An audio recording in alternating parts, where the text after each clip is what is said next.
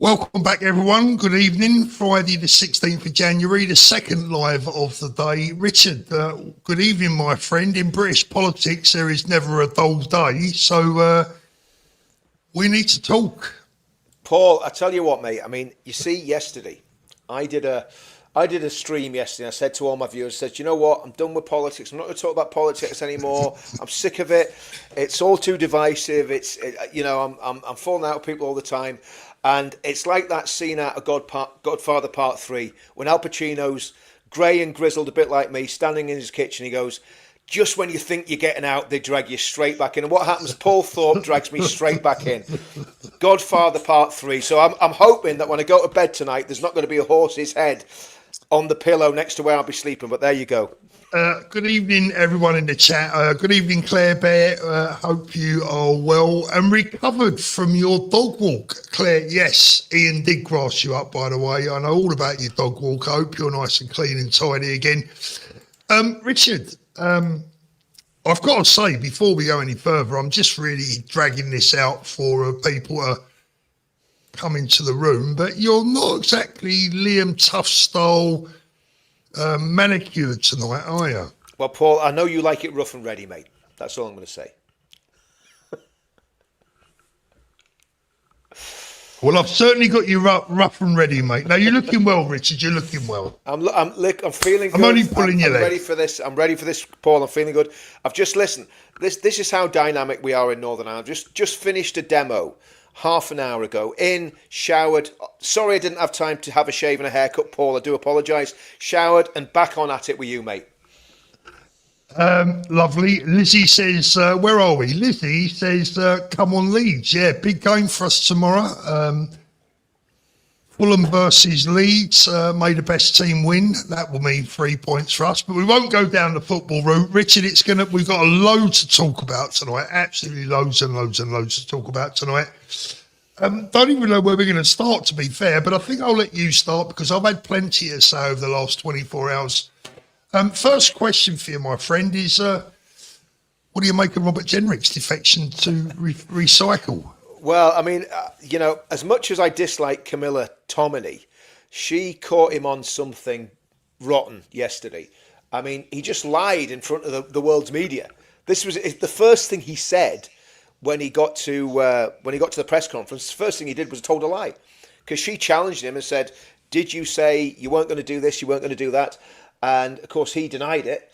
And then today, she's produced she's produced the WhatsApp messages. So Robert is just looking a little bit jaded already, Paul. But look, here's the thing: the Tories are like rats leaving a sinking ship. And what I cannot understand about Nigel Farage, when he's not doing cameo videos and saying "who are up there are," or doing nice little messages for the most vile offenders that there are on the planet. When Nigel's not doing that, he seems to be self-sabotaging his own party. So that's the question. Why is he bringing people like Jenrick into his party? Robert Jenrick is not the right-wing saviour of the country he pretends to be. When the hotel protests when we started a hotel protest 2.5 years ago, 3 years ago now, and Robert Jenrick promised our local MP at the time, who was a complete lefty scumbag, promised him that he was going to set the security service on us. And the next week, we had the PSNI riot squad. They had surveillance vehicles down. They were ready to batten us off the streets. And that was down to Robert Jenrick. So yeah, I remember you saying that, Richard. Yeah, we could dig the video out for another video. I won't be able to get it for you tonight, but there's a video of him saying that in Parliament. So this isn't something I'm making up. It actually happened. This is the great right-winger Robert Jenrick, which stuffed our hotels with migrants. Robert Jenrick, who was immigration minister at the back end of the Boris wave. He was just... Robert was surfing in on the back end of the Boris wave into his position as immigration minister. Listen, I've no time for the Tory party. I've no time for reform. I think they're a busted flush already. They've got a dead cat bounce. They just don't realise they're dead yet. Listen, Richard, Kelly's got, she's got the score there, mate. Look, Paul is known as the grandfather, so you better watch out. There's not a pair of slippers under your bed tonight, Richard, when you nip upstairs. Yeah. Oh, mate. Look, he said today that this is about uniting the right, but it's not, is it? Who said that? Robert Jenrick. How's he going to unite the right? If he wanted to unite the right, he should have gone to Ben Habib and says, "Do you know what, Ben? I want to join Advance UK." That's how you unite the right, and literally said, "Look, Farage and Reform are not the answer. There's a party here who has all the policies that Reform should have had that didn't. We have a party here that is everything that Reform should have been but wasn't, and we've got a ready-made party there." This is what I find infuriating, that there's a party there waiting in the wings to ride in on a white charger with Ben at the head of it, and hopefully Rupert side by side on another white charger, and maybe it's Nick Tenconi on a donkey coming in after the whole cavalry and mopping up. That's what they should be doing. And instead of that, people are still trusting in Reform, which is the uni party. And I think Farage has been sent there deliberately, deep state, uni party, to stop any insurgent party on the right getting any traction. And it's going to be very interesting to see what other parties on the right do now. Are they going to coalesce and come together, or is there going to be a divisive move? And I think that's the question that we've got to answer. Well, that's the question that we're going to be asking tonight, Richard, amongst along with our viewers in the chat there. Welcome, everyone. Good evening. We're just under 1,000 people already in the room. I think it's going to be a busy one tonight, Richard. There's lots to talk about. I want to talk about UKIP. I want to talk about Reform. I want to talk about Advance. I want to talk about Rupert Lowe. And I want to talk about genuine unification and who can potentially mediate and potentially genuinely unite the right. Now, look, when Robert Jenrick, for me, talks about uniting the right, he's either talking out of his backside, he's very stupid, or he's forgotten the party leader, that he's forgotten what the party he has chosen to join. He's forgotten what their leader said and has been saying over the last few months, years, whatever, however long you want to go back, when he's been chucking all of the sundry under a bus, and not wanting, and his deputy leader not wanting to associate with us lot. And I don't keep like using that expression because it gets dull after a while, but it's not going away, is it, Richard? I never said that. You never said that. Ben Habib's never said that. I'm afraid the deputy leader of Reform UK said it. Well, he might not be unless he's big enough to apologise, it ain't going away, is it? It'd be interesting to see if he's still deputy leader by the end of the month. That's exactly what I said, yeah. You know, by the time Robert gets his knives out. I mean, Robert is in fact, I'd actually be surprised if Nigel Farage is leader of the party by the end of the month, that basically Robert will have taken over everything. But no, I mean, the whole thing's ridiculous. What they mean by uniting the right, Paul, I'll tell you exactly what he means. He means uniting the Tory party with Reform. That's what they class as uniting the right. Now, anybody, and look, I've got really good friends that are in Reform, still in Reform. Yeah, I mean, me too. I was chatting to one yesterday, very successful business guy, very, very sharp, very astute. He's still wedded to the Reform thing. I'm not going to fall out with my mate. I'll say his name is Steve. I'm not going to fall out with Steve over his political analysis. My problem is not with the rank and file of Reform. My problem is with the leadership of Reform. I think it's rotten to the core. Yeah. I think the Conservative Party is rotten to the core. And look who he's got. Zahawi, right? Who done for diddling his taxes, Vaxman, failed Chancellor, and he was the big signing until Robert Jenrick got outed as plotting to leave the party. And then obviously Robert hurriedly filled in his application to join Reform and ended up on the platform. I mean, actually, it shows how much respect Nigel has for Robert when he was just calling him Jenrick. You know, it's like it's like an army officer or a prefect in school. Yeah. Oh, Jenrick, come here, Jenrick, come here, Jenrick. Yeah. You know, listen, these are an elitist class, right? And they do not have the best interests of the British people at heart. They have their own best interests at heart, and that's what the Conservative Party is about is survival. And if it has to change its whole brand and call itself the Reform Con, that's what it is, isn't it? It's the Reform Con. Call itself the Reform Con. You know, that's what they're going to do to win the next election. Yeah, and they seem to be prepared to do it. Someone just joking in the chat there said, Keir Starmer's joined Reform. Well, it is Friday. I mean, yeah. Even Danny's in the chat, by the way. Yeah, I mean, look. Hey, Danny. Watching you today, mate. Whoever is next. There we go. Look, breaking news, Starmer has defected to Reform. Well, it's a Friday evening. I mean, look, it's going to be a good one tonight, boys and girls. So I hope you're all settled comfortably. Go and get yourselves a cup of coffee, cup of tea, a glass of wine, bottle of beer, whatever you like on a Friday night. You're amongst friends. I think it's going to be an interesting one. But, I mean, look, I want to talk about unification tonight, Richard, because I said earlier on in the week, and I'm going to stick to me guns, right? That, you know, I've been talking for 2 years now. I like to think much of what I've said has made sense. But at the end of the day, it all boils down to jack shit, right? We need some action. Yeah.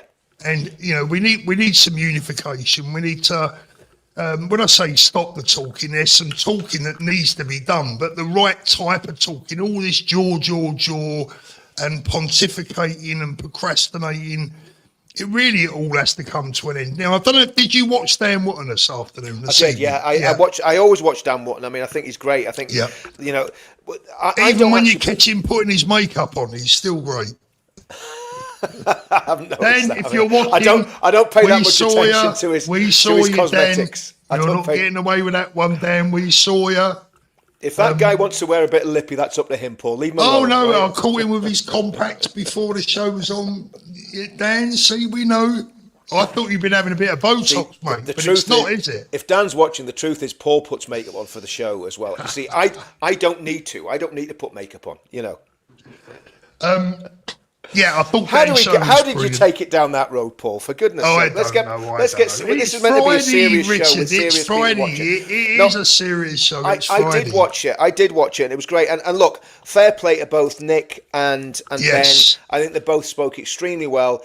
Nick put across a very strong Christian nationalist position. Yes, he did. Ben put on a very strong Christian constitutional nationalist position as well, which I think and I think both positions are very, very important.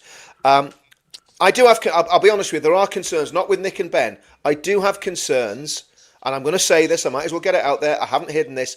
I have concerns about the influence, not about Rupert himself, but about the influence of people who I believe are ethno-nationalists, hiding in plain sight, very, very close to Rupert Lowe. And you can tell if they're ethno-nationalists because they talk about nativism all the time. Nativism is basically saying white English people. Okay, fair enough. If that's what they're into, that's fine.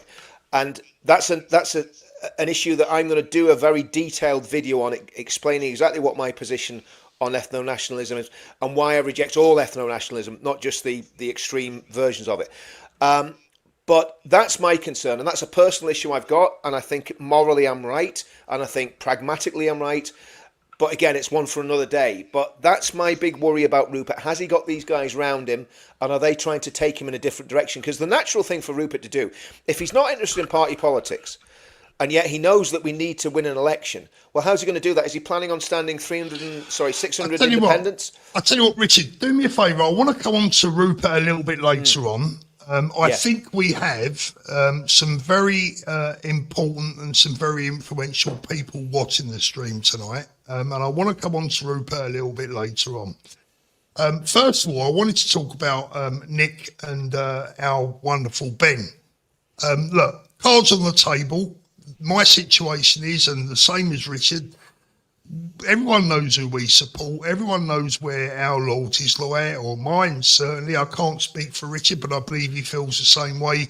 We are strictly behind Ben Habib. We are both members of Advance, and that is where our loyalties lie. But I will say this, thankfully, being a member of a genuine People's Party, I'm still free to say what I feel. I'm not guided or told what I can and can't say. And tonight's show, there's going to be always, there's going to be some honesty. There's going to be some honest opinions. I'm going to tell you the way I really feel and my honest thoughts.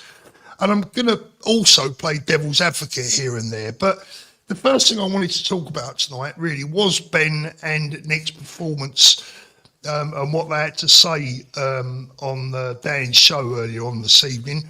I want to start by paying Nick Tanconi credit that's due. I thought he came over very well this evening. I thought that he put his case well. I think that he's a man of morals. He believes in what he's doing, and I admire that.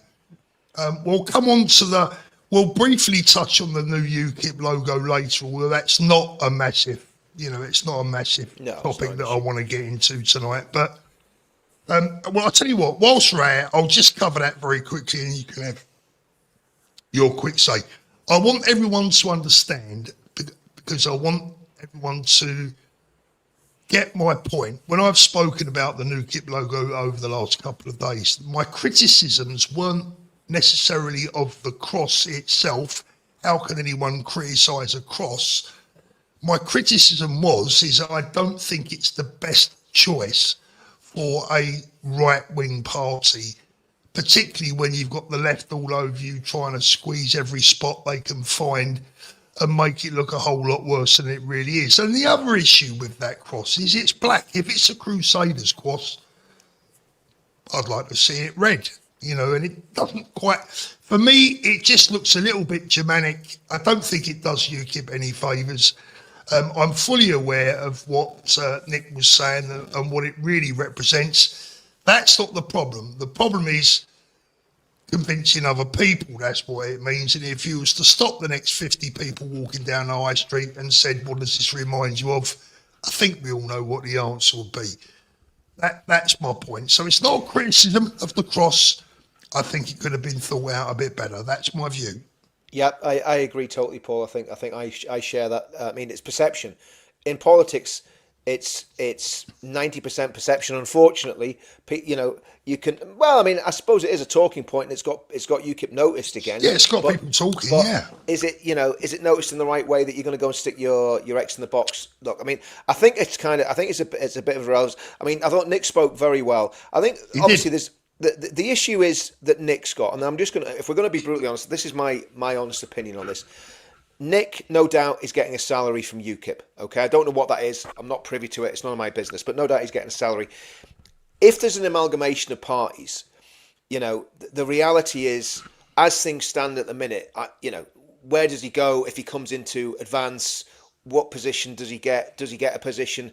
And I guess that's a big issue that he's got to. Does he get a salary? Yeah, exactly. I mean, as far as I know, nobody's getting a salary No, in nobody, advance. I mean, no. none of us are getting. We're all doing this because we love our country, right? I mean, none of us are getting a penny. In fact, it's costing Ben a lot of money if you think about what he did whenever he got to 30,000. 100 grand. Yeah, he put 100 grand in, and Ben, politics is, Ben puts his money where his mouth is in politics. That's all I'm going to say on that. And he really does.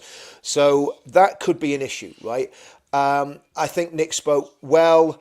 But my thing is there's a party there that if everybody got behind it could win the next election. It's as simple as that.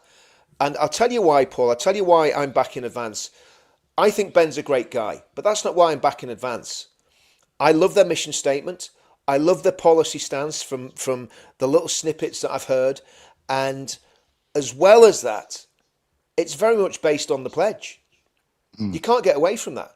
The ideology that Advance UK are pushing is from the pledge. And, Ben was the only politician that openly and publicly signed the pledge back in November 23 or 24, I can't remember. But back whenever that was, 24. So to me, that's why I'm so wedded to it, because I know the ideology is exactly the ideology that we believe in. And it's not ethno-nat, it's not anything extreme, it's a very, very strong position on all the issues that are affecting our country and all the issues that are damaging our country. And that's why it's got my support. And the fact that Ben's a great guy is incidental, and he is a great guy. And he communicates, and he could have gone on that tonight and he could have said things like, oh, everybody should be joining me. But he was extremely gracious. And Ben's in a position of strength. Doesn't matter about what polling says. Polls come and go. Ben has got, I think he said he's got 40,000 members now. That's constantly ticking up, right? So that's going in the right direction all the time. He's got the support of a lot of us, that have not insignificant social media followings, not insignificant groups like the Pledge, UK Freedom Movement, whatever other groups it is. We've all come in behind Ben. Tommy's come in behind Ben. And I'm left scratching my head still, Paul, wondering why some of the other big... Jeff Taylor's behind Ben. I'm wondering why some of the other big YouTubers haven't rallied to the flag. It doesn't make any sense. It really doesn't make any sense. Yeah, I mean, look, they're not duty bound to. No, they're not, Paul. But you know, here's the thing. Here's the thing, Paul. Right, a lot of these people are making a large amount of money out of their careers on YouTube. Right, a lot, and we know they are. Right, they're making a large amount of money out of their careers on YouTube, and they say they do it for the love of the country. Well, we've now got a party that is absolutely. If you read the mission statement and you look at what Advance UK is based on, we've got a party there that can fix our country if it gains power. Yeah. Without a shadow of a doubt. And has the people there. I mean, you know, we obviously know a lot of the people that are involved. You know, there's very senior academics, there's very successful businessmen, there's ex-military men of various different, you know, from the various different services. We have a really, really solid team. And I think the fact that people aren't joining and aren't getting behind Advance leaves a massive question. If they're not doing it, why not? What is it about Advance they don't like? Because the policy, I don't understand how they can look at what Advance is standing for and say there's, you know, it's exactly what the country needs. So why aren't they joining us? That's what I want to know. Yeah, no, it's a question I asked myself the other night, Richard. You know, I'll say it, going back to Nick for a moment, I've got to say that I actually like Nick more now than I've probably ever done before. I mean, Nick has grown on me to a large degree. There were times in the past where, yeah, you know, not that I've doubted him as such, but you know, there were times in the past where I thought he's not quite my cup of tea for different reasons that we won't go into, nothing major. But he's grown on me, Nick. You know, I do believe he's a man of principles. I really do wish him well, and I wish that he would be prepared to get into some kind of negotiations with Ben. Did you think that Ben looked a little bit? I thought Ben looked a little bit disappointed, if I can use that word, with the news that he's sort of kind of drifting out about Rupert. I mean, this talk about a potential new party. Having said that, look, Rupert himself has said that he's going to think about things over the weekend. I mean, Rupert, if you're watching this tonight, and I don't speak on behalf of anyone other than myself, what is there to think about, Rupert? You know, come on. Well, again, I mean, obviously, one of the problems with all politicians is they sometimes pay a little bit too much attention to their advisors instead of their own guts, right? And I would say if Rupert went with his gut, that he would join Advance tomorrow. But I don't know if you remember. Oh man, I'm going to get into trouble for saying this, but I'm going to say it anyway. I don't know if you remember the Lord of the Rings, and I can't remember what this was. It Theoden, one of the kings, was not a film that I'd ever watched, to be fair. But you should watch it. It's a great. It's actually it would, you know, it's not as raunchy as Game of Thrones, but it's a great show, or the great films, three great films. Anyway. I think the king was called Theoden, and he'd been hypnotised by a little weasel of a man called Grimly Wormtongue. And Grimly Wormtongue was whispering in his ear and getting to do all sorts of bad things, right? And I think there's a few people round Rupert Lowe, a bespectacled little gerbil of a man who's whispering in Rupert's ear and probably telling him to do the wrong things. That's all I'm going to say on that, Paul. And I hope that Rupert actually comes out of his trance and realizes that he's got to back Ben and he's got to get on board with Ben. And I'm sure that would be they could you know, skip off down the Yellow Brick Road together and take back Neverland. I know I'm jumping about between all sorts of different fairy tales there, but the reality is we could have a happy end to this fairy tale if Rupert realised that the best thing he can do for the country, and this is where it's serious. I mean, I'm making light of this, right? But this is a very serious thing. And I'm going to tell you this now, right? If anyone starts another party and starts fighting on the same ground that we're on, I'll say this: they will be responsible for the destruction of the United Kingdom. That's how serious this is. Now, I don't care whether Rupert Lowe's watching or not. I'm nothing to him. He's nothing to me. All I care about is the country. If I saw Ben screwing up Advance, I'd tell him, right? You know it, Paul. Yeah. And what I'm saying to Rupert and those around him, leave your egos at the door if this is what is driving this. or whatever it is, why would you not join an existing party that's been created and that's there? It makes no sense whatsoever. Now, we could have been totally unfair.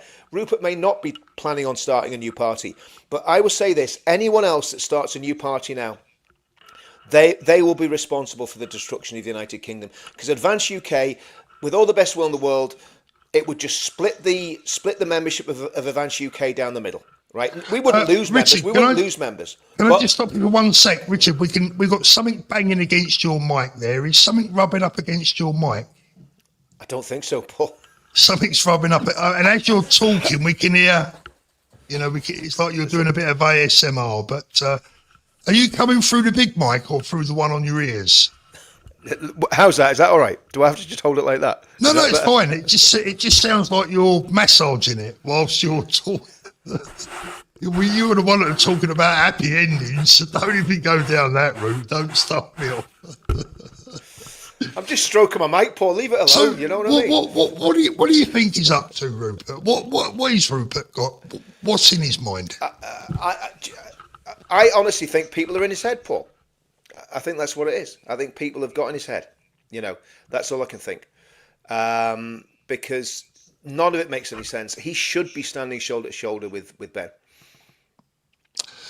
Absolutely, I agree 100%. Do you think Ben looks a little bit disappointed earlier on, or a bit frustrated when Dan mentioned the potential for another party for Rupert? Yes, he did, and quite understandably, Paul. Because look, I mean, Ben was one thing about Ben, he's extremely straight, and I'll be honest with you, I'm frustrated with Rupert Lowe, to be honest with you, and not because I'm not interested in party politics. I'm not interested in what badge or rosette you wear. Yeah. If I I'm think interested in winning. I'm not even interested in winning, Paul. I'm interested in fixing the country. Yeah. However we have to do that. Yeah. However we have to do that. I mean, we're looking down the telescopic sight at a very, very unpleasant end for the UK if we don't get this sorted out at the next election. The UK will absolutely start coming apart. If we get by default, imagine this horror story, right? I'm gonna paint a picture of a horror story for all you viewers. We've had a little fairy tale. Let's have a horror story now, okay? So we go to the election in 2029. We keep doing what we're doing with Advance UK. We maybe get up to 10% in the polls. If Rupert set up his party, Rupert sets up a party, he maybe gets to 10%. Maybe we're on 15, he's on 10, whatever. The Tories are on 10. Farage is on 10. You've still got nearly 50% of the vote. But do you know who's going to win that? Zach Polanski, the Lib Dems and the Labour Party. Because they'll have a game plan. And they'll work together. And they'll plot together. Because one thing about and I believe the left are evil. Okay? I believe the left are absolutely wicked. I believe their policies are wicked. I believe they're enemies of the British people. They're globalists. They're Islamists. And, they are our mortal enemies, right? And the fact that someone's even... If Rupert is even thinking about setting up another party, I'm going to bite my tongue because I'm going to say some stuff I'd regret. But it is ridiculous for anybody to set up another political party right now. Yeah. And if you think he's going to... Because I tell you what... if Rupert does set up another party, what are the policies going to be? Who's going to be influencing him? Is it going to be these nativists, these people that call themselves nativists, which is just code for ethnonats, that lie about what we believe? And they do, because I've seen the podcasts where they say that we don't believe in mass deportations. We absolutely believe in mass deportations. Yeah, I've said it myself. Yeah. So this is what we're up against, Paul. The stakes have never been higher, right? And I'm not going to hide my light under a bushel. When the stakes are so high, I'm going to speak my mind. I could come on here tonight and say, "Oh, come on over, Rupert. The water's lovely and warm here." And I hope Rupert does come across. But if he doesn't come across and he sets up his own party, it's on him, it's on his advisors, and it's on those big YouTubers that didn't get behind Ben when they should have done. Because if the vote is split now, it's all over. It is if there's another party set up, it is literally all over. Richard, I agree. I agree entirely with everything you just said right there. I wouldn't argue with a word of that. And I think Rupert, And again, I'm not having to go about him. I've said it time and time again. I doubt that Rupert watches much of my channel. He may be watching tonight. I don't know. But what I would say is, Rupert, is that, I'm a supporter of yours. I'm a follower of yours, a fan of yours, whatever you want to call it. Behind you 99% of the way. But if you go off setting up another political party right now in opposition to what has already been built, and it's been built on some wonderful foundations. Absolutely. Then I think you might be getting a little bit carried away with yourself, with all due respect. This is not about Paul or Richard or Ben. It's not about Rupert Lowe. It's about our country. It's about the people watching this channel tonight and their children. That's my opinion. And I won't be swayed on that at all. No, me neither. And the thing about it is, Paul, I don't care whether everybody in the chat hates me for saying this and for saying what I've said, but there's too much at stake here. And we've worked, this is the culmination for me. I started doing this in a big way in 2015, but I've been thinking about this sort of stuff for years. Yeah. This is a culmination of 10 years work, right? And okay, of course, I'm only a bit player, but when all the ideas that have been bouncing around my head are being expressed by one political party and one political leader, when we've got an amazing street movement like Unite the Kingdom, we've got an amazing political party like Advance UK, and we've got people fittering about on the edges because they're getting a few clicks on Twitter. Don't get me wrong, I'll tell you something about Restore Britain, and do you know what? I'm going to say something tonight, and it might annoy some people in advance. Restore UK have a far better game plan when it comes to social media. They're smashing it on Twitter, no doubt about it. They're smashing it on Twitter, and we need to do better. Just going to say it, because I think if we're going to tell the truth, we're going to tell all the truth, Paul. Okay? Yeah, no, that's fine. Yeah. Listen, I've nothing to lose. I don't hold any position in advance, so I can say what the hell I want. So social media, we need a better game plan, right? But the fact that they're doing really well and getting likes and clicks on Twitter, as Nick Tenconi said, and he said it very, very well, that does not necessarily translate into votes, as many people have found out down through the years, okay? So, I think there's a lot of shenanigans going on there, Paul, and I'm very suspicious of a lot of people around Rupert, and that's all I'm going to say. Yeah, I get what you're saying, Richard, and I'm not going to, unfortunately, I mean, for the sake of entertainment, it would be good if we could have a disagreement and have a right old ding-dong, but unfortunately, we're singing from the same, we're singing from the same song sheet, exactly. Do you know what, I said to myself, Paul, I'm not going to talk about politics in a serious way for a month. I said it last night and I meant it, but the reason I've come on is because I think the stakes are so high at the minute that this needs to be resolved. And look, if people don't like what we're saying, I don't really care. We have everything to lose in terms of our country, so I'll speak my mind. Yeah. David said Advance haven't a chance. Well, David, if that was the attitude of everyone, they wouldn't have a chance. But who does? Exactly. Who does have a chance? Yeah, exactly. Nicola, I see Farage is off to Davos next week. There's a surprise. Thank you, Nicola.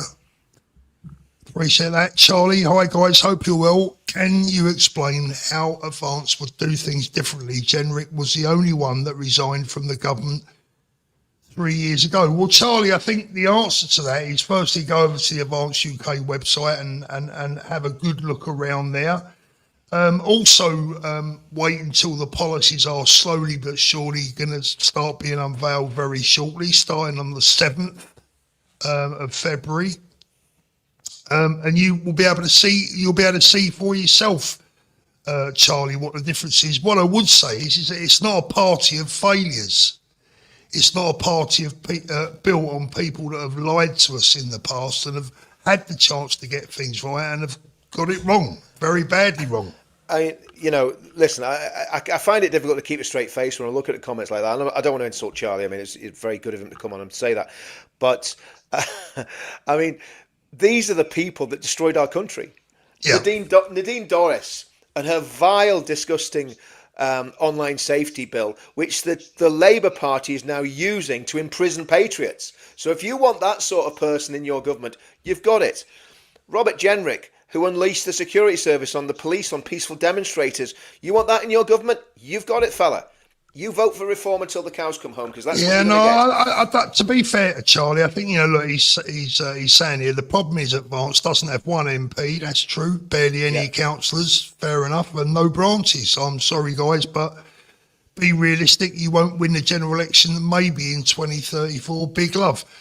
Charlie's entitled to his opinion. No, he is. No, absolutely, and I'm entitled to be rude to him as well. No, I'm only joking. I'm not being rude, Charlie. I'm just.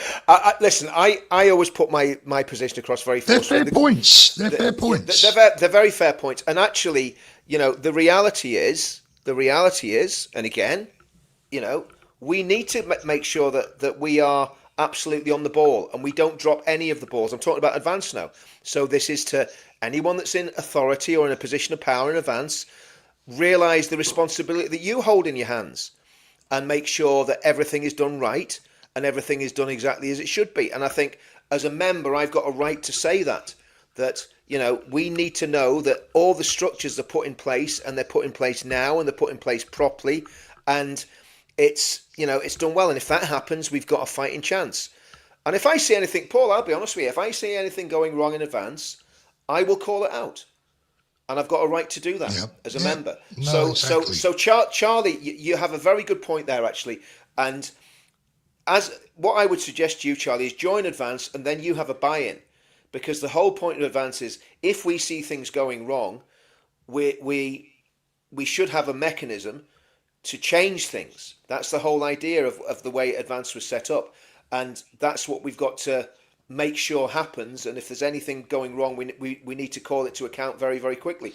And I think that's what being a member of the party is about. It's about being able to voice your opinions and get in touch with the people that are in control and say, guys, is this right? You don't have to do it publicly, but you can certainly do it privately.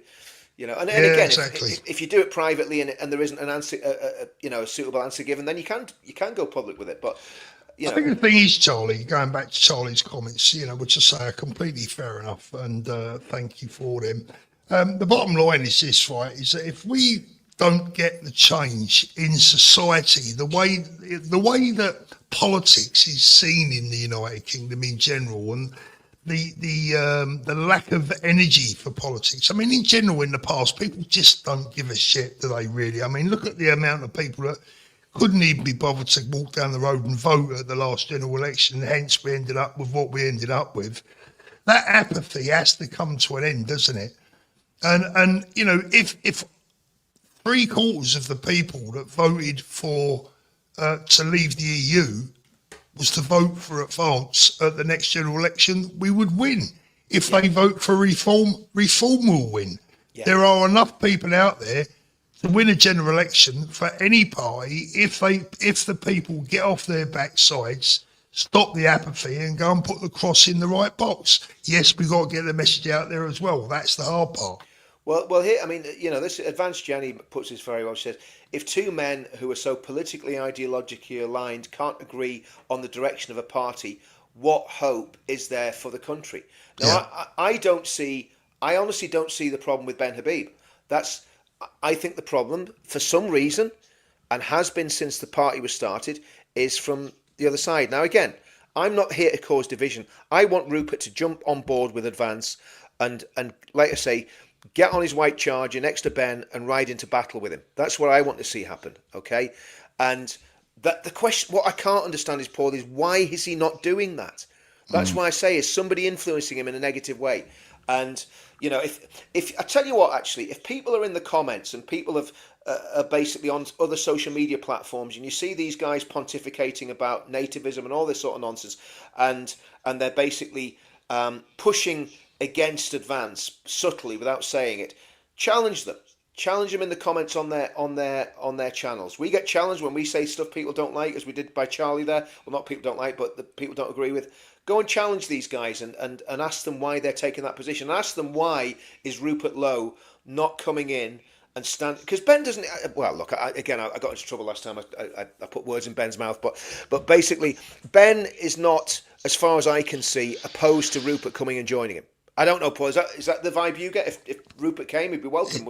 I think you will be welcome. I don't speak for Ben, but I think you will be welcome. I don't. And again, I'm not going to speak for Ben, but I just speak for myself. But I would imagine if he phoned Ben tomorrow and said, right, let's get this together, let's do it, let's win this country back, that Ben and him would be, would work well together.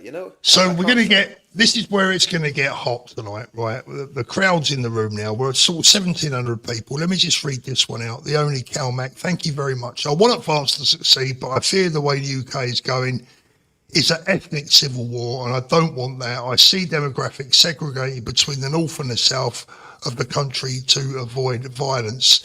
Certainly that north-south divide you're talking about, population movement, is something that's been on my mind recently. Richard, I'm going to blow a little bit of a gasket here, and I'm going to say what's on my mind. And this is a bit sticky, right? I believe that there is a distinct, horrible possibility that one of the reasons that there might be a little bit of pushback with Advance UK is because for some people, Ben isn't quite British enough. And he's not quite pale enough. Yeah, well, let's put some meat on those bones, shall we? And I'll name the people. Both Carl Benjamin and Connor Tomlinson have said they don't want someone that's not born British to be Prime Minister of the country. That's just a fact. That is a fact, okay? They've said that. And if people don't leave me, I don't want to have to go and do it, but I'll go and dig up the interviews where they've said it. Well, if they've said that, Richard, if they said that, you're not causing any problems by repeating what they've said. I'm sure they would stand by that. It might not have been exactly in those words, but that is the tenor of what they're saying. That basically, for somebody to be, I think they actually even said, either Tomlinson or Carl said, for someone to be in government, they had to be British born, right? Now, I know Ben well enough to know that he is a British patriot, right? His mother is English. He was geographically born in Pakistan. He's as English as I am, right? That's the way I feel about Ben. He's a proud Brit, okay? And I think... You won't find anyone prouder. I don't care where you come from or what you look like. And I think if that's... This is a very dark and sinister road they're travelling down. Now, let me also come in on this, Paul. Now we're on this issue, okay? I understand why people are being drawn to ethno-nationalism. And let me give you a few examples. I had the misfortune. My wife likes the old Netflix box sets, right? Okay, I do as well. Hands up, okay? We all like a bit of Netflix every now and then, right? We watched one during the week, right? And the plot was this, right? That basically a coloured woman in America gets sexually assaulted, right? Okay, gang raped by a crowd of white men. Okay, this is the whole thrust of the plot, right? And in revenge, the grandmother or the mother of this woman goes out and murders all the white women that sat there and watched this happen. And at the end of the film, instead of Ma Baker getting dragged off by the cops and the electric chair, which she probably should have got, okay, I mean it's a fantasy, it's not true, it's a story. Instead of the black granny getting taken away and a lethal injection, which a mass murderer in the American southern states would get, she gets a little pat on the head by her daughter and a wink. You've done a good job there. Now the subplot of that is, it's okay. This is what Netflix are pumping out. The subplot of that is, it's okay for brown people to kill white people, right? Then we go to the appalling Boots advert. I think it was 2 Christmases ago, where you have Mrs. Claus, not just any Mrs. Claus, but Mrs. Claus in this advert is a black woman, and that black woman is the same woman that said of the balcony in Buckingham Palace, isn't that a little bit white, right? So what's happening is the media have bought into this DEI BS, right? And is it any wonder that a certain section of people are getting angry? White English people are going, hold on a wee minute, there's something really badly going wrong here. So this, you reap what you sow. This has been sowed by very dark, and I'm not on about dark skin coloured, I'm on about very, very evil, black-hearted people in the media that have deliberately stirred up this divide, this, and what I believe is a false divide, Paul. Because I genuinely, like we've always said, and I'll stick to this, and I've stuck to this consistently, and I've had people front me, I've had people in my face wanting to fight me in the past 10 years since I've been doing this, because I've taken a stand against racism, against white supremacy, against ethno-nationalism, against fascism and Nazism. We've stood up against the Nazis far more than Hope Not Hate ever have, right? Because Hope Not Hate have actually, by the way they've behaved, have actually made the Nazis acceptable, because they just class all of us as Nazis. Disgusting. Absolutely disgusting. Lowell's and his communist buddies, vile, disgusting scumbags. And they've got questions to answer again about anti-fascist action and Red Action. I'd love some documentary maker to go back and have a look at what they were doing in the 1980s with those and 90s with those groups. That's another story. But the truth of the matter is, Paul, this is what's happened when identity politics have been played on the left, and now what's happening with some of these people on the right. They're playing the identity politics game. It's a very, very dangerous game to play. I mean, look, it was bad enough when I thought, do you know what, we're going to have to face down a lot of really bad Islamists at some point in the future as a country. We're going to have to go to war, probably, with these Islamists at some point. That's just a fact of life. Because sooner or later, either the British people are going to push back against it, or we're going to get a government that's going to say enough of this Islamist nonsense, they're all getting deported, and then just wait till you see what happens when that happens. And that's inevitable. Unfortunately, that is going to happen in our country. But now the ethno-Nats say, well, I tell you what, let's take on all the Hindus, all the Sikhs, all the Chinese, and all the black people and fight them as well. Good luck with that one. Good luck with that one. Because you know what happened? You're not going to win that fight. That's just going to tear the country apart. Yeah. So when people are buying into this Steve Law's poison, and when we'll call Connor Tomlinson a posh Steve Law's light, okay? That's what he is. He's very well educated, very articulate. We'll call him Steve Law's light, because he actually hasn't got the balls to be full on Steve Law's, okay? So that's what we're up against, Paul. Okay, now I've just pulled the pin right out of this, right? And I don't care, because I am sick of it, because I've worked too long and too hard to try and find a settlement for our country that will save our country and will mean all our coloured friends, all our black friends, and all our ethnic minority friends that want to integrate, that want to be part of this great nation. You know, Wendell, my mate Mike, that I've been with since the beginning of this, a fellow veteran, all the lads that I served with in the military, right? Johnson Bahari. Who do you want? Who do you want in the country, right? Steve Laws or Johnson Bahari? And in case anybody doesn't know who Johnson Bahari is, he won the Victoria Cross because he saved his unit in Iraq in the early 90s, right? And I've seen him in the Union Jack Club. When he goes to Union Jack Club, he gets a hero's welcome, right? Yeah. So who do you want? Do you want Steve Laws or Johnson Bahari? Do you want Connor Tomlinson or Daley Thompson? I mean, come on, you know. I'm sorry, guys. I'm done with it. I'm done with being nice to people. I've got to say, I haven't watched enough of Connor Tomlinson to have come to that conclusion myself, but I get where you're coming from. I've seen certain things being said and I've thought, you know, but look, Richard, what I don't want to do, I don't want to cause any further splits. I know, but the thing about this is, Paul, a lot of these guys couldn't beat the skin off a rice pudding, and they're putting us in a situation where if they get their way, and they manage to get, well, they'll never get elected, by the way. All they're going to do is split and divide the vote. But if they did get elected, there'd be an absolutely horrendous civil war. I don't see Connor Tomlinson standing in the front line somehow. It doesn't seem like the type. Neither does Carl Benjamin, for that matter. David, thank you. KE football in it, Paul. Secure, then stay up. Second season. Yeah, we're past our second season, mate. Fair enough. Gib Boy, PM wants Army of Godfrey's from Dad's Army Age. Yeah, Richard, we might, not me, but you're a former serviceman. You might be up for another call-up. Well, listen, I mean, I've thought a lot about this now. As long as the ethno-Nats don't win the next election, I'm not going to go and stand in a freezing cold field in Ukraine and fight against the Russians, and no doubt they wouldn't send me there anyway. They'll probably have me in the rear handing out blankets or mess tins, or, you know, I'll be in the mess tin repair unit. You know what I mean? I'm going to be either blanket stacking or something like that. But what they could do, they could actually put me on patrol in I don't know, Tower Hamlets or somewhere up in Birmingham with an SLR or an SE80. I would quite enjoy doing that. Dover would be a good. Dover would be a good one. I'd station you at Dover, Richard. Do you know what, Paul? I would be quite happy. I would be quite happy to be on a deportation team, right? I'd be quite happy to be getting these wrong-uns that's broken into our country, that's invaded our country, and rounding them up, putting them on buses, taking them to Dover, getting them on the ferries and sending them wherever they're going to go. Because I do want to deport people from this country, but you know who I want to deport? I want to deport people that would...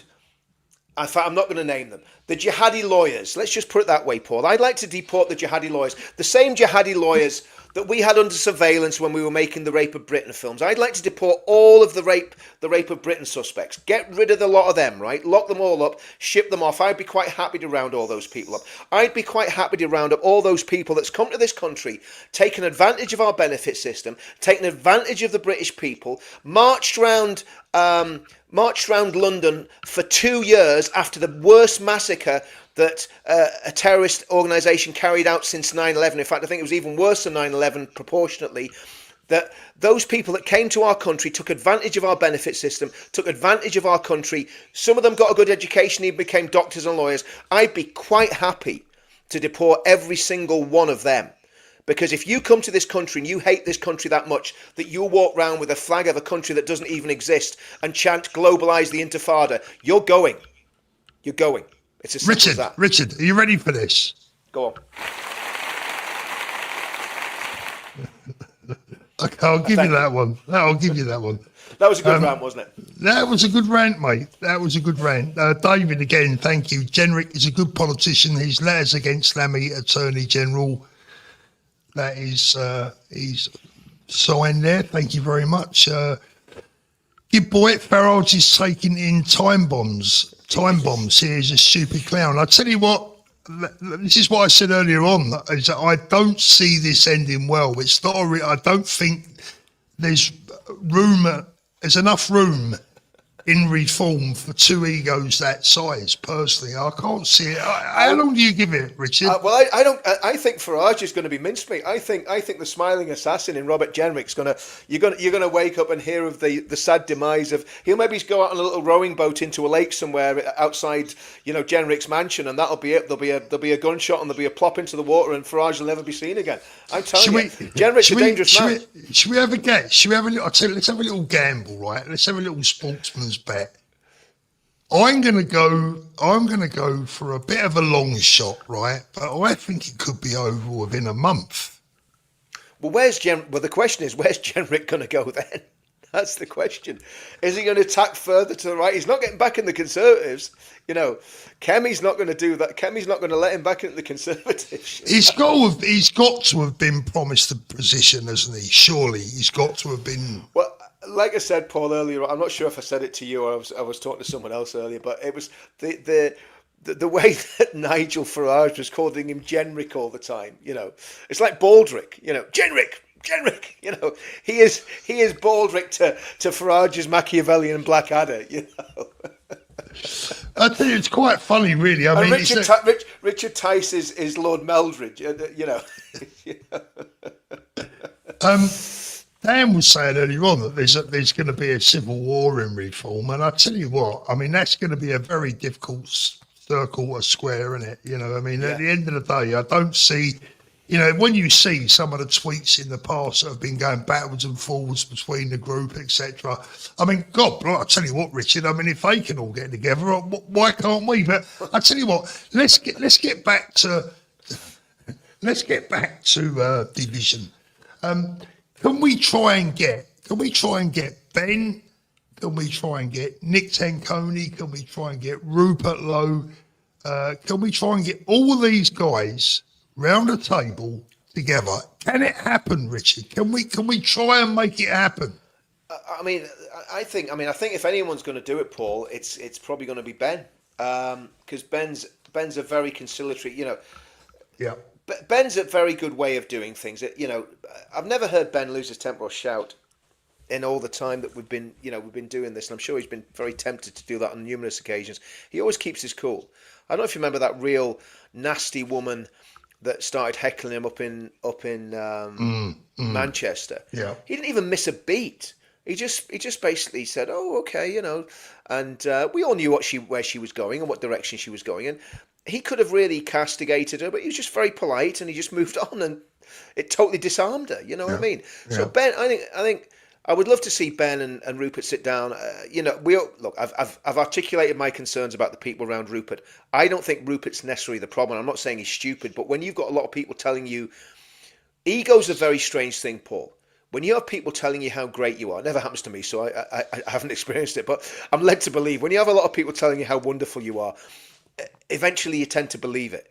And, you know, people can get their own way by massaging egos and making people feel good about themselves. So if that's happening, I would love to see Rupert, you know, just listen to Ben and talk to Ben. But Yeah, you see, there'll come a time where that position will be untenable. Where if a new party is started, and the two parties start tearing each other apart, then you're in a situation where you see, I don't see Ben trying to tear anyone no, apart. Ben won't.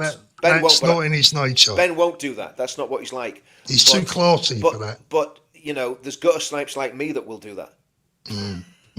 But I mean, no. But I mean, you know, in all seriousness, the reality is, if another party does start, I would be extremely disappointed, and I would go at them. I'll be honest Me with you. I will too, go. yeah. I will go at them, Paul, because Ben doesn't have to go at them. You know, I'm in Advance UK. I believe in the Advance UK project, and I will take the incoming and the flack, because I think if that does happen, it needs to be called out as very, very bad behaviour and very ungentlemanly behaviour, actually, as well. Yeah, yeah, no, I agree. I think it would be betrayal towards Ben. In all Yeah. honesty, that's my view. Tanya Hemsey, thank you. Hi guys, have you seen Jim's rants on Ben and Rupert? Only 5 minutes, but it will be great if you play it. I haven't seen it, and I don't know if I really can without their permission. Yeah, that's it. We'll maybe play that on a later podcast, Paul. If we do Yeah, another one, yeah, no yeah. doubt there'll be plenty of blowback after this podcast. So we'll probably have to do another one explaining Yeah, ourselves later on yeah. next week. Nigel Farage, figures released today should be another alarm bell. 85% of thefts on trains committed by foreign nationals. Yep. Wow. And this is where we've got to get the nuance right, Paul.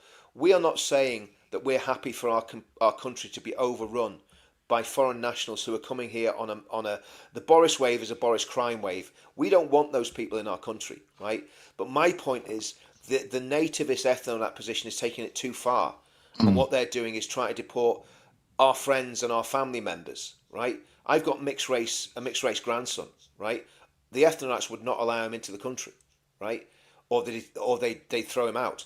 So you know that's the problem I have. Richard, what about their argument that if they push for 100%, they might get 80%? No, What about that argument? No, it's nonsense. I mean, what? So if a little bit of evil, you know, so a lot of evil, you know, counteracts a little bit of evil, it doesn't make any sense. Yeah, The yeah, no, I ethno-Nazi agree. argument, Yeah. the ethno argument is morally bankrupt.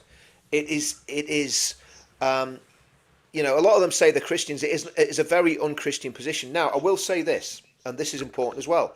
If you're talking about, you know, sort of a biblical position on ethno-nationalism, and you go to the Bible, God promised the Jewish people that little sliver of land down the Mediterranean Sea 3,000 years ago. That was promised to the Jewish people in the Bible, if you believe the Bible, by God. Okay, and a biblical position, a Christian position, would say that people are placed in boundaries, and they're placed in ethnic groups. Okay, so the Bible talks about tribes and tongues and nations. Yeah, so that is a thing, and it is quite right to be proud of your tribe, your tongue, and your nation. Okay, but not to the extent that you're going to do unspeakable evil in the name of that. Now, there is a reason why we have a massive demographic problem.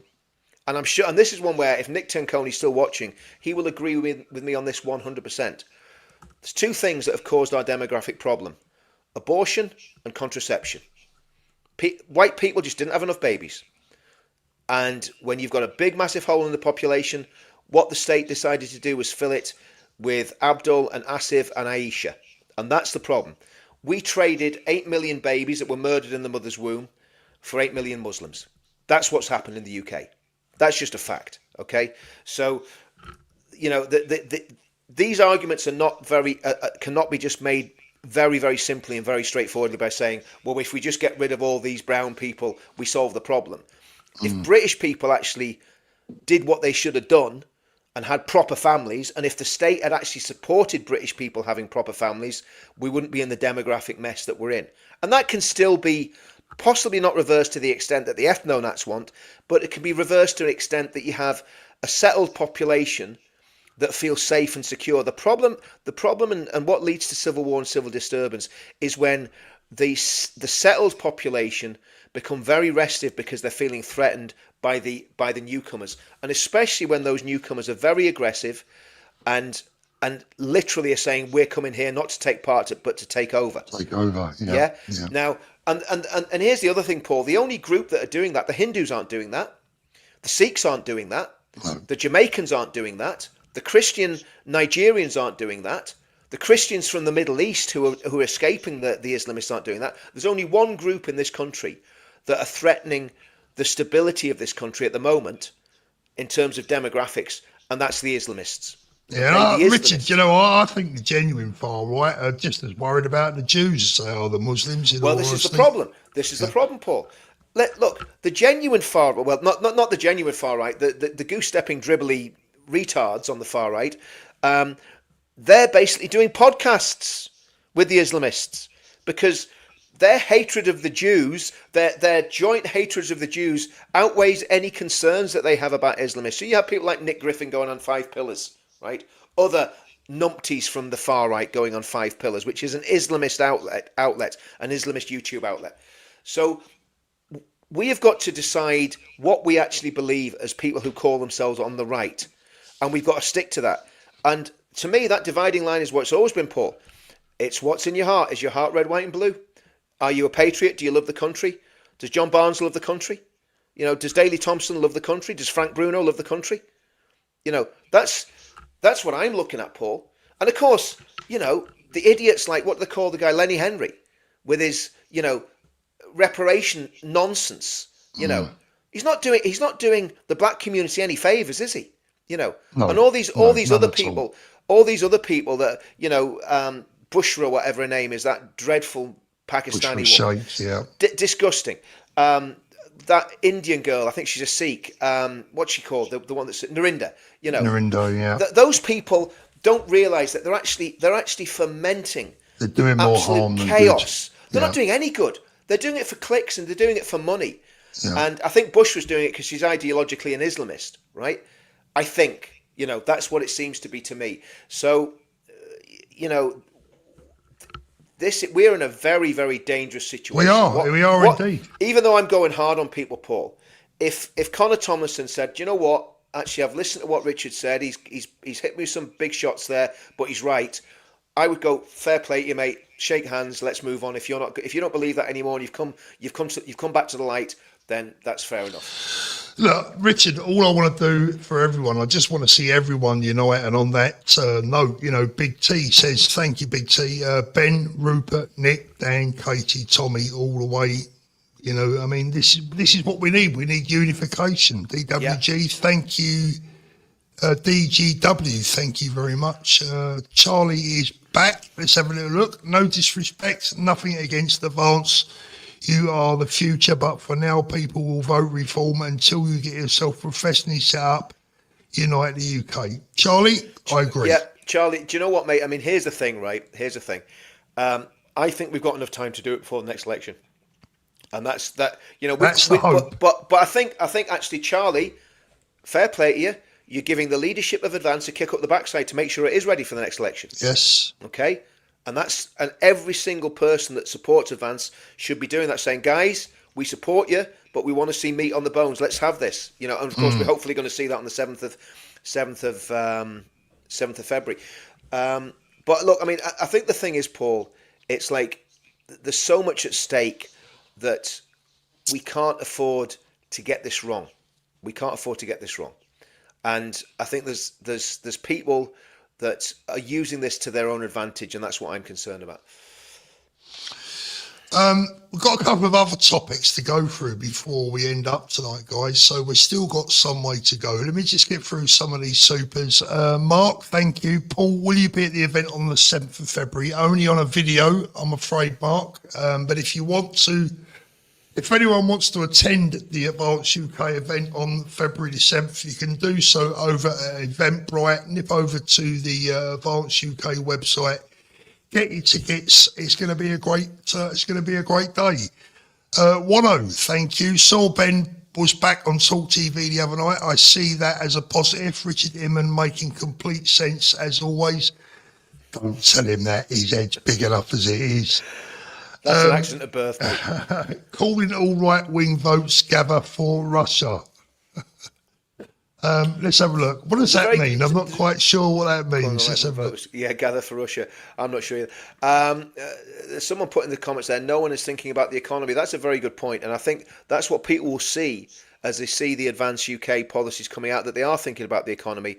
I was actually talking to one of the guys on the college who is an earth scientist.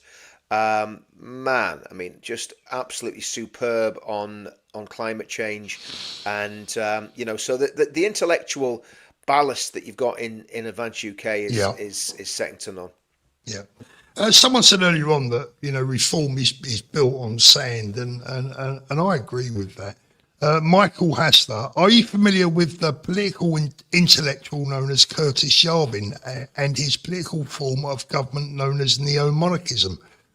Michael, I don't, to be honest with you. I don't know if Richard has, so I haven't. But thank you very much for that. My head. Listen, I'm just a simple soul. You know what I mean? I was going to say that sounds a bit more intellectual than the Beano, so it might be a bit above my pay grade. Our boss, thank you. Do you think that the illusion of the IRGC in Iran will affect the UK regarding sleeper cells? I think that's a very good point. I don't know if you're going to discuss. I don't know if you're going to discuss Iran, Paul. But if we can just hadn't planned to, Richard, but you fire away very quickly. From what we can gather, the Americans were going to strike Iran the other night. They were going to hit Iran, and that's why Trump had sent that message saying we're on the way. And something happened, and Netanyahu was in contact with. This is where people are going to think I'm working for Mossad now, isn't it? Normally I get MI5, but now it's going to be Mossad. Anyway, unfortunately, as my empty bank account will prove, I'm not working for anybody. But the Netanyahu apparently contacted Trump, and he'd intelligence of what Iran were planning to do to Israel. And Netanyahu, now you've got to think about this very carefully. Netanyahu wants the Iranian regime decapitated. He was going to do it himself back in June or whenever it was last year when they had those when they launched the big attack on the nuclear facilities. Netanyahu had the planes in the air. Trump made him bring them back. Now apparently it was Netanyahu that talked Trump out of attacking Iran. And what my big fear is that Iran actually has a nuclear weapon, and it's been kept from us. Because nothing else makes sense. Because Trump's not shy about throwing a few cruise missiles about and toppling the odd regime here and there. He did it to ISIS. He did it to the guy in Venezuela. He's probably going to do it to Cuba. So there's something very sinister going on in Iran. They could have murdered up to 26,000 people. And here's the hypocrisy, Paul. Here's where we come back full circle to those disgusting, vile, pro-Hamas I know where you're going, Richard, and you're 100% spot on. Go on. Bushra, where are you, Bushra? Where are they? Yeah, where are you? Bushra, where are you in condemning the genocide that's been carried out by the Iranian Revolutionary Guard against the Persian people? Why aren't you out in the streets protesting? Why aren't you out in the streets waving the flag of the Shah of Iran? Okay? Why aren't you doing that? Now, I hope. You know why, Richard? They're too busy worrying about the Venezuelan. No, Paul, because they're bitter and twisted, ideologically driven, hate-filled, anti-Semitic scum. That's why. That's why. That's what these people that were marching around saying from the river to the sea and globalise the Intifada and trying to start civil unrest in our country. And I tell you what, if Tommy hadn't started the Unite the Kingdom rallies, right? I think we would have had serious civil disorder on our streets, because I think people got so sick of those vile, disgusting people marching around with those rags wrapped round their necks and those rags on poles, that disgusting flag of a terrorist state, I think people would have got so sick of seeing them that they would have took the law into their own hands. And I think Tommy, by starting the Unite the Kingdom movement, did the Met Police and the police right the way around this country a massive favour, because it took the energy away from protesting against them, and we said, no, we're going to protest to unite our country, not divide it like those scumbags are doing. And again, this is there's so much at stake here, Paul. This is what people don't understand. Yes, we are one terrorist attack from the lid blowing off this country. Simple as that. Simple as that. Guys, earlier on in my live stream today, I mentioned that, and excuse me, Richard, you don't know that, I didn't even know I was going to say this myself, but I'm going to say it, sod it, and you can, close your ears if you like. But I said earlier on that this man next to me, this way, where is he? This way. This man next to me, for me, does not get enough credit or recognition for what he has done for this movement, what he continues to do for this movement at his own cost, at his own massive loss in many respects. Sorry, Richard, but I'm going to say it for what it is. I know some of the stuff that you go through. Richard, I want to say that for me personally, having been in this movement for 2 years and having met just about everyone that matters in the movement, for me personally, without you, this movement would have been nowhere. I don't think this movement would even exist without this man in front of you right now. And I'm going to, Richard doesn't know anything about this, but I speak to Richard nearly every day. I know his dedication. I know what goes on behind the scenes. There is nobody in this movement from top to bottom that is more dedicated, more sincere, and just outright determined to win back our country for everyone else, not for himself. So let's see this man get the bloody recognition he deserves. That's my view, and I'm sure there'll be plenty of people in the chat here tonight that will agree with me, Richard. Richard, I want to thank you. And again, tonight, you're the voice of, I wouldn't always say the voice of reason, because, you can blow a fuse here and there, but I think that needs to be said. So, yeah, that's that off my chest. Well, no, that's very kind of you, Paul. I mean, there's somebody put in the comments that he wouldn't be able to do it without Julie behind him, and that's very true. Absolutely. My wife's put up with a hell of a lot, and it was black country bra ladies that you said that, and it's talking about that, Richard. I spoke to my mother-in-law this afternoon. Now, when you rang me up the other day and said that you'd spoken to my mother-in-law, I thought you was joking. Oh, did you? Did you not realise I was telling the truth? No, I thought you was joking. So let's tell the story. Let me tell the story. Right, okay. Well, my mate, right, I have a mate, and he's a veteran football lad. I'm not going to name him because obviously I don't want to put his job in jeopardy, right? But he's a cracking lad, right? And he's you know what? Like, he's one of those ones that you maybe don't see him for a year or two, and you meet up. It's like an old pals meeting up when he served in Northern Ireland, and he's just a good lad. You know what I mean? Real tough guy as well, right? Proper old school. Anyway, I get a phone call from him the other day, and I'm driving the car. Oh no, did I say I was driving the car? I wasn't driving the car. I was stationary. I parked up. Anyway, I parked up and I took the phone call, and he parked up and was making the phone call. And he says, "Here, Rich, I've got someone wants to talk to you." That's the worst London accent ever, isn't it? And I says, "Who is it?" He says, "It's someone that knows Paul Thorpe." I went, "All right, okay, put him on." He says, "No, it's not a him, it's a she." I said, "Oh, really?" I says, "This could be interesting." I says, "Put her on." And my mate says, "This woman just loves Paul Thorpe." And I was like, "Oh, really? Now I've got something on him," you know what I mean? So I takes the call, and this very, very bright young lady's on the other end of the phone. And she says, "How well do you know Paul Thorpe?" I says, "Oh, pretty well." She says, "Well, I cook dinner for him every time I see him." And I was like, "Really? Tell me more. And of course, it transpired that it was none other than Mrs. T's mum, Paul Thorpe's 90-year-old, Paul, is she 90? Yeah, am I right? 90, 90-year-old mother-in-law, bright as a button. Bless her. And yeah, I mean, just a lovely woman, and she spoke so highly of Paul, and she misses him. And she was like, I want him to come back home, and we're all missing him, and all this. I don't know why, to be honest with you, but then again, but it was lovely. So then I phoned Paul and basically said exactly what I just said there. Says Paul, Paul's sitting there in the cafe with his mates, and you can just see his. I wish I'd had a webcam on him, because you could just see him getting hotter and hotter under the collar as I'm saying, I've been talking to a woman that knows you really, really well, Paul. And he's going, really? I says, yeah. What are you talking about? I says, honestly, I says, she used to cook for you.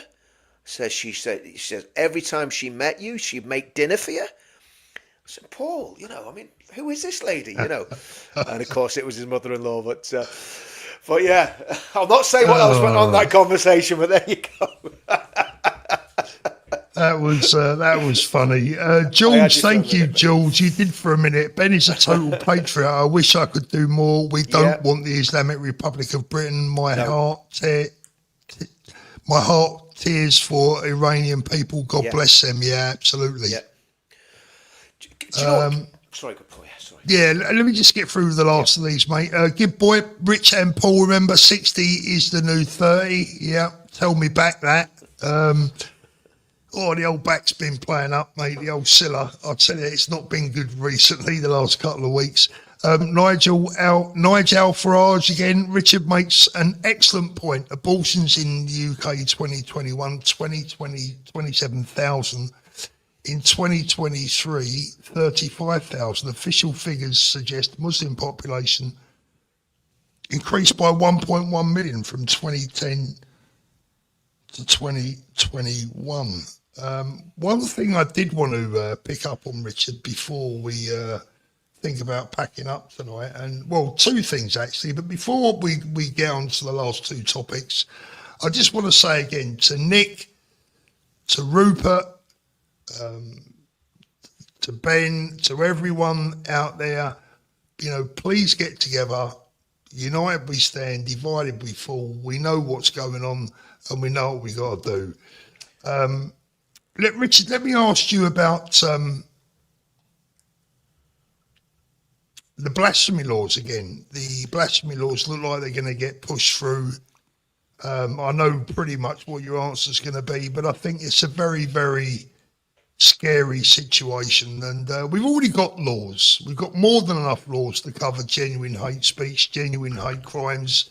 We all know what a genuine hate crime is, but this for me is a blasphemy law through the back door, which means that even tonight's live stream potentially could be deemed as being illegal in the UK. Oh, absolutely. I mean, they've been very clever the way they, it's like all these laws. Oh, no, this isn't going to happen. Then, of course, once it gets on the statute book, it happens. It's like you've just seen it on the screen, the abortion laws. The abortion laws were meant to be for the hard cases, and then it became convenience. If it was inconvenience, I've got mental health problems. Okay, that's all right. Kill your baby. But the blasphemy things, it's horrendous, Paul, because if it stops people being able to critique Islam, then it will not just be. Put it this way, if it stops people being able to critique Islam, it would stop people being able to say, well, why actually do Hamas do what they do? And if you understand why Hamas do what they do, it's because they're the Muslim Brotherhood branch in the Palestinian Authority. They are Muslim Brotherhood. They're doing what they do because they believe Allah wants them to do it. Right? That's why they're doing what they're doing. Now, under these new laws, it's going to be very difficult for people to say that. It's not going to be illegal. But if you're in business, Paul, and you start saying things about Islam, critiquing the doctrines of Islam, which anybody has the right to critique the doctrines of anything. I have the right to critique atheism. I have the right to critique Buddhism, Hinduism, Catholicism, any doctrine I don't believe in. Scientology, Jediism, Satanism. Yeah. I can criticize anything. But under these laws, if you're in the workplace and you critique Islam, I'd say there'll be people getting sacked. Because it'll be breaking, especially in government bodies. So it's a massive. Well, I think we're there already, Richard. Frankly, we are. And Toby Young has been excellent on this with the Free Speech Union. I joined the Free Speech Union today, and I would recommend everybody joins. If you're a veteran, it's only £29. If you're not a veteran, well, you should have served. It's £59. And I'm starting up I ran an organisation in the 2018-2019 called UK Freedom Movement. I'm breathing life into that again because I think it's needed more now than ever. And it was about freedom of speech, it's about freedom of religion, freedom of assembly, and it's to, again, make people raise awareness of the assault on free speech and on our freedoms, and also democratic freedoms. We still haven't got Brexit. And in fact, Richard, sorry, just before we go off on another subject, let me know, how do you see these laws potentially being used, and who would be prosecuted under them? You see, what they're saying is for now, and this is the way they always do it. They're saying these are not. It's not going to be a law. It's going to be a definition. Okay, so this is a definition of anti-Muslim hatred, but the definition, again, I can't remember it exactly. It basically talks about Muslimness. So if you attack Muslimness, that's going to be counted as anti-Muslim hatred. So I would imagine if you commit a criminal offence, it's probably a bit like the race relations laws. And again, I don't know, I'm not a lawyer. I mean, you probably need to get someone that's a legal expert to talk about this properly. But what I would imagine is if you commit an offence and people say, well, that offence was committed because he was being anti-Muslim, right? So, you get into a fight with a Muslim, and the Muslim guy says, "Oh, well, it was because I was a Muslim that he hit me or whatever." Then that might be an aggravating offence. I don't know, Paul, but all I know is it's not good to have a definition of that religion, and then use that definition in a negative sense to persecute people who speak against that religion. Because a religion is not a race. It's different if you're going against an ethnic group just because of their skin colour. I think that's wrong. Obviously, a lot of people on the right don't think that's wrong anymore. But I'm old school. I still think it's wrong to, be against people because of the colour of the skin. But what this is, it's because of someone's beliefs. Now, like you say, if you're a Scientologist or a Jedi, I think that's a bit stupid. If you're a Satanist, I think you're probably evil. Now, I don't see Islam any different to Satanism. That's the way I see it. It's exactly the same thing. There's no difference. They're both worshipping a false god, and they both do evil things and kill people. So I think it's very problematic, and it will have a chilling effect on freedom of speech. But at the minute, it's a definition. They're trying to get a definition onto the statute book so that they can, the police, the army. It's a slippery slope. It's a slippery slope. It's a slippery slope, and it's only one piece of legislation away. And you know how much Starmer loves his legislation. It's only one step away from creating a blasphemy law. But the other thing is this, Paul. I was talking to a woman today, and basically I go and buy milk from this crazy place that does fresh milk straight from the cow, right? And the woman that owns that, she was telling me that her mother had taken in an Iranian refugee, right? And when she started talking, this guy's obviously a genuine Christian. Obviously a genuine Christian. It's not, he's not bluffing his way just to have gotten to the country. Yeah. And this guy is absolutely terrified for his family back home in Iran because he's seeing what's happening.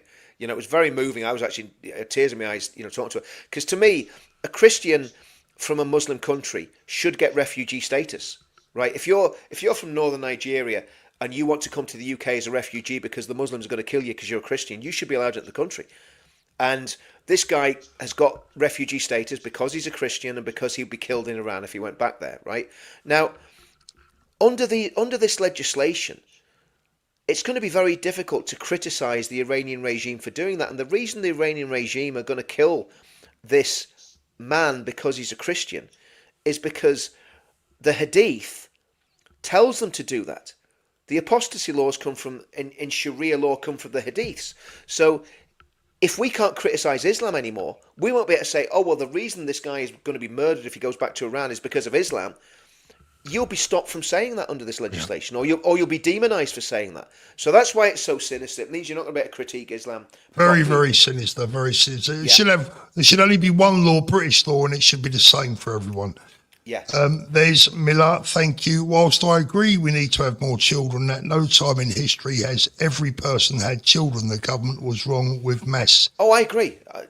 Totally agree immigration. With that. Yeah, I agree with that. I agree with that 100%. Yeah, Kelly, totally thank you. Been a member for a month. Thank you very much, Kelly. And again, thank you. The lovely Mrs. Inman is a hero. She must be a put up with Richard. That's all I can say. You better believe it. Go West Media. Hi, Paul. I hope to get an interview with Nick Tenconi at Exeter Patriots March tomorrow. What one question would you like me to ask him? I'd like you to ask Nick to come and join us. Come and join us. Let's all get together. The only Calmac. Rich, do you believe Khomeini is a modern day Nazi? Yeah, totally, absolutely. I mean, yeah, absolutely. He's dreadful. I mean, he would kill all the Jews tomorrow if he could get away with it. Yeah. And and my worry is that that the man's got a nuclear weapon, and that's why they haven't attacked him yet. I hope I'm wrong. You wouldn't get a I'm wrong. bag paper in between the beliefs of Khomeini and Hitler. No. SD has gifted one membership for UK Media UK membership. Thank you very much. There you go, Richard. I'm just laughing, Paul. In the comments, some of the girls that do the women that do the protest with us on a Friday night were complaining about how they got soaked through to the skin down on the thing. It's only women can complain about that sort of stuff. I got soaked through to the skin. I'm not moaning about it. Come on. Let's have a look. Is that our Jeff? Jeff is in the chat. Good to Jeff see you, Taylor. Jeff, big shout out to Jeff, one of the best on YouTube. Jeff, and when Jeff, am I coming back on your channel, Jeff? That's all I'm saying. I still catch my wife watching Jeff. I don't know what it is. Something about him. I still I still walk in and catch her watching Jeff, and I say, "Oi, oi, oi, oi." Hello there. No, I spoke about Jeff over the last couple of days. One of the best, the very, very best. There you go. Right, guys. It's Jeff sorting out. He's going to get me on.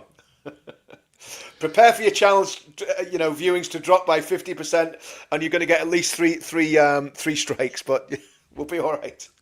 Plenty of love for Jeff, and rightly so in the chat. Right, guys. Richard, thank you so much for coming on tonight. An hour and a half. It's been a good. You've been on form tonight. I'm on fire, mate. Listen, I mean, especially for someone that wasn't going to actually do anything political for a month. Yeah. It lasted less than 12 hours. Yeah. Malcolm says my wife is from Pakistan, a patriot of Britain. Absolutely. Yeah, sure, and that's the point, Malcolm. This is why we're so worried about this very dark road that people are trying to lead us down. And I know people are going to be, Richard, you've gone too hard on people. I'm not attacking these people personally, right? I'm attacking what they believe, because I think what they believe is wrong, and it's got to be called out. And we've got to see when people are hiding in plain sight. I mean, I'm going to be in so much trouble, Paul. You know what I mean? It's just going to be, yeah.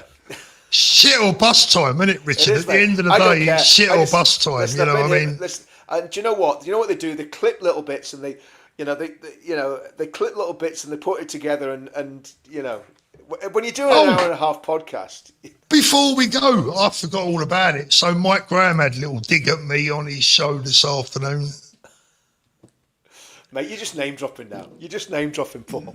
No, I'm not name dropping. I could drop bigger names than Mike Graham. I mean, maybe not weight round the waist, but definitely bigger names. You don't get much bigger than Mike by looking at that chair he sits in. You don't get much bigger than Mike Graham. But then again, I want to talk, aren't I? You know what I mean? Yeah, Mike, I'll have a little comeback for you next week when I can be bothered, mate. But to me, look, I watched some of your show this afternoon only because someone had said that you'd had a little slide dig at me, and I thought I'll have a little look. And thankfully, I didn't have to watch all 2 hours of it. I only had to watch the 30-second clip. But Mike, I'll respond to that if I can be asked next week. Keep up the good work, mate. Your wallet must be filling up very nicely, and good luck to you.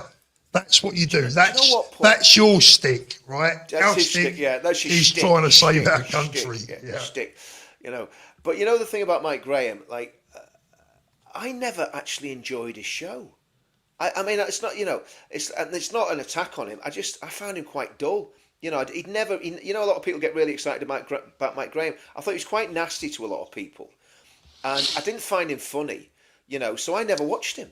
I never ever watched Mike Graham. I love his mate, Kevin O'Sullivan. I think he's great. And, it's because Kev's a Fulham supporter, see? Oh, I didn't know that. Oh, he's gone down in my estimation now. We beat your boys last week, didn't you? You know that, didn't you? Mate, listen, I gave up on Middlesbrough a long, long time ago, mate. You know what I mean? But no, listen. I mean, Mike Graham. I don't get what the excitement is about Mike. I just don't find him that interesting. I really don't. No, look, at the end of the day, I said it earlier and I'll say it again. Look, I've got nothing against Mike Graham. He does what he does. That's how he earns his money. Yeah. He's an entertainer. I agree with a lot of the things he says. I don't agree with some of the things he says. But at the end of the day, for me, he... put it this way, he's not a geezer, is he? Right? No. You know what I mean? He's not one of us. Right? At the end of the day, if he'd have been in my group when he was younger, sad to say, we wouldn't have been knocking on his door for him to come out. No, he wouldn't. Let's put it that way. You know what I mean? Absolutely not. Absolutely. So, well, I mean, the other thing is, I mean, it was amazing the way somebody managed to hack his Facebook and do all that stuff to him. I mean, I was really worried about that because, obviously that we're all vulnerable to that hacking now. So I mean, it just seems very strange. It's never happened. Has that happened to you, Paul? Have you ever had your Facebook hacked and you've said racist things? And sorry, you haven't said them.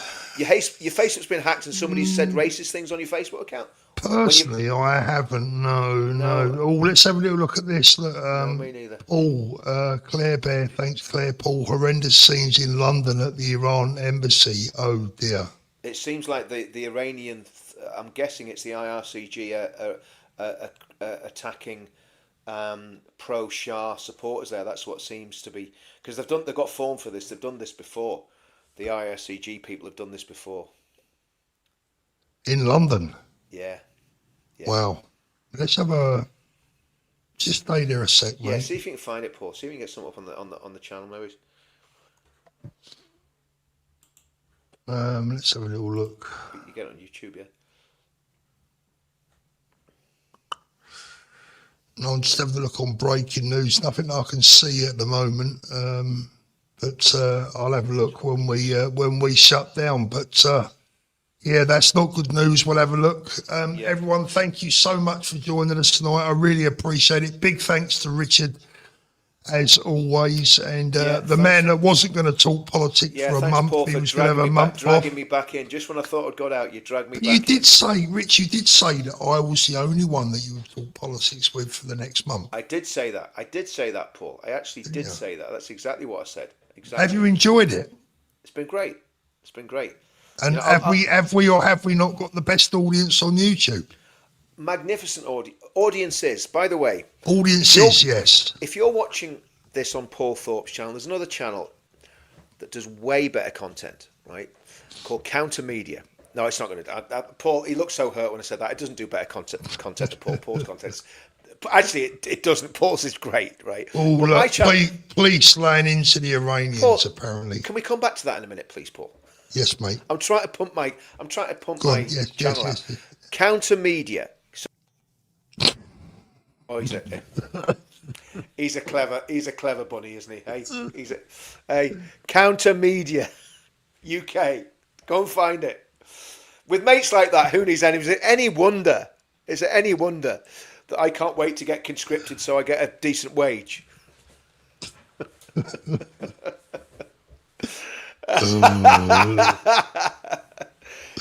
It's raining men. Right. Let's love and leave, everyone. Have a great Peace weekend, out. everyone. Peace, everybody. See you soon. God bless everyone.